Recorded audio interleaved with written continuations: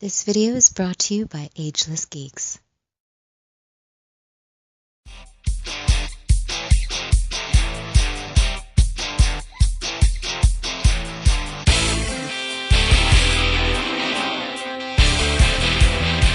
Hey, what is up guys? This is Anthony, aka BadBomb82, and today I'll be doing a review of the Mezco 112 Collective Harley Quinn from the Suicide Squad film.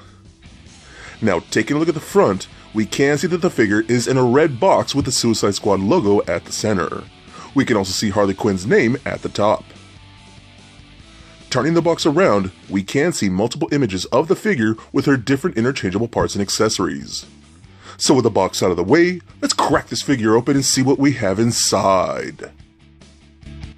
And here is Harley Quinn out of the box. And man, what a gorgeous figure from Mezco. Everything that they've been doing has just been gold. And this is actually their first female figure in this line, and I think they did a great job with her. She does have a couple minor problems, but other than that, she is spectacular and I cannot wait to check her out with you guys. But before we take a closer look at the figure, let's take a look at the accessories. So Harley Quinn does come with a good amount of accessories. Starting off, she comes with 3 interchangeable head sculpts, her jacket, 5 pairs of interchangeable hands, 4 bracelets, her baseball bat, her pistol, and a holster for her pistol. And lastly, she comes with a circular base stand with the Suicide Squad logo printed atop. She also comes with an articulated arm that articulates at 4 points with a clip. So with the accessories out of the way, let's take a closer look at Harley Quinn. Alright guys, now let's take a closer look at the Mezco 112 Collective Harley Quinn from the Suicide Squad film. Now, I know a lot of people aren't too stoked about this look for Harley Quinn, but I genuinely love it, and I genuinely loved the Suicide Squad movies, so this is a really cool figure that I've been excited to get. So, this is actually our first figure, female figure in this line, which is really cool. So, pretty awesome that they came out with my personal favorite female comic book character as their first female figure in this line, which I'm really stoked about. One thing I'm going to get out the way real quick. This to me feels like my very first true doll that I've had in my collection, because that's kind of what it is, you know what I mean? And you'll see what I mean, but it's a very cool figure. Everything done is really well done. A lot of people are going to compare it to this right here, which is the SH Figuarts version.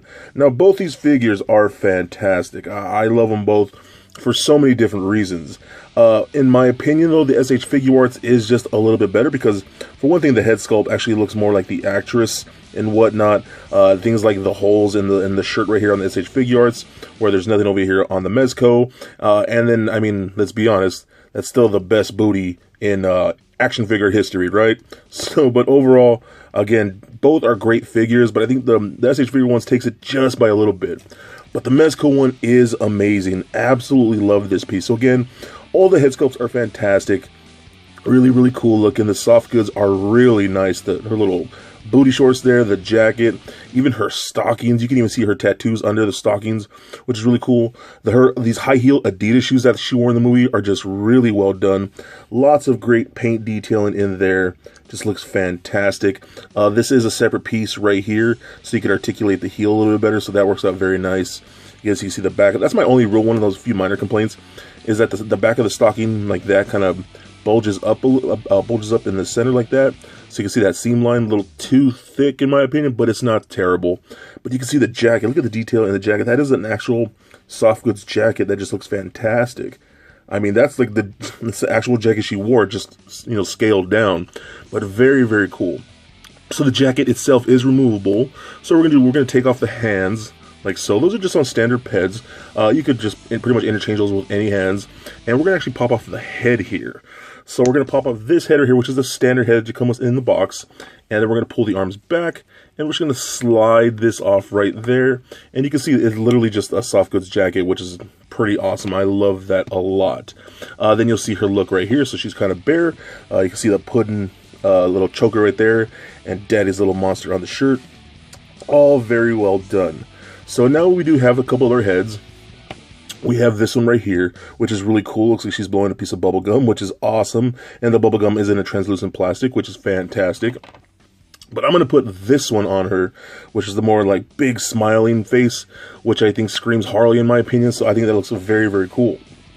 So now what we're going to do, we're going to get a couple other hands right here. So let's get something like this gripping hand, the one with the glove. Oh, actually, you know what? Before I do that, she actually does come with bracelets.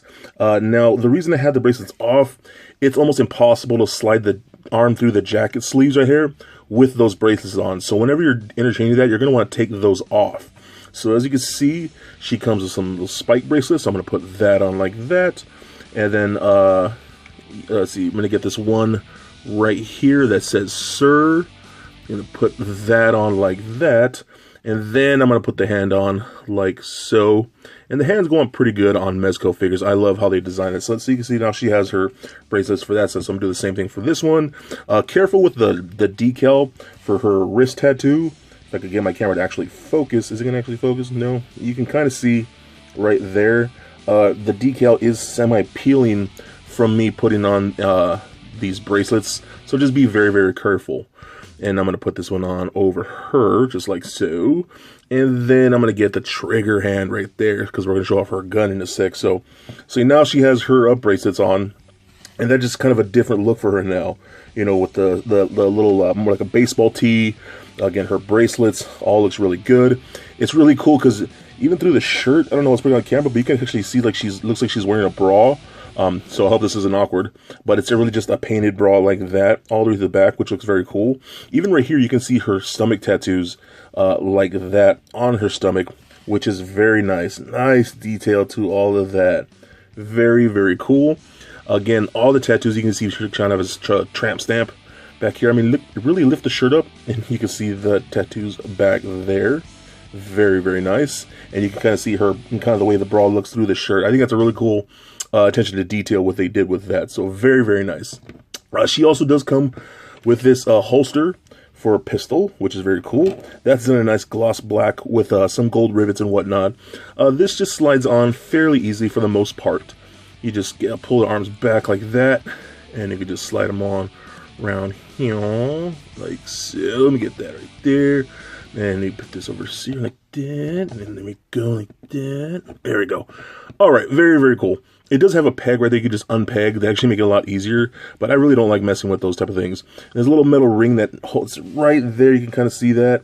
It help holds the holster in place, and you can actually take her pistol that she does come with, which is very, very nicely done. Nice black with a white handle and some gold detailing. All looks very cool. You can actually hold that in that little holster right there. You can see that looks very good. Or you could take that off and hold it in her pistol holding hand, you know, the trigger hand like that. And she holds that very nice like that in that hand, which is very cool. Love that one. She also does come with a baseball bat. It says good night right there. Lots of great detailing on them. You can see all of that writing, which is just insane. And she does come with multiple gripping hands. So you could take this and pop it on like so. On that one right there. It's a nice tight fit, but actually holds very well. And her spike bracelet kind of came off. So now she can hold that too. And she's like fully loaded right there. So again, my camera, I need a new camera. I really, really do. But look at that. That's really, really cool. Awesome detail and whatnot. I think she's a very cool piece, especially for being with the first female in this line. I think they did a really good job.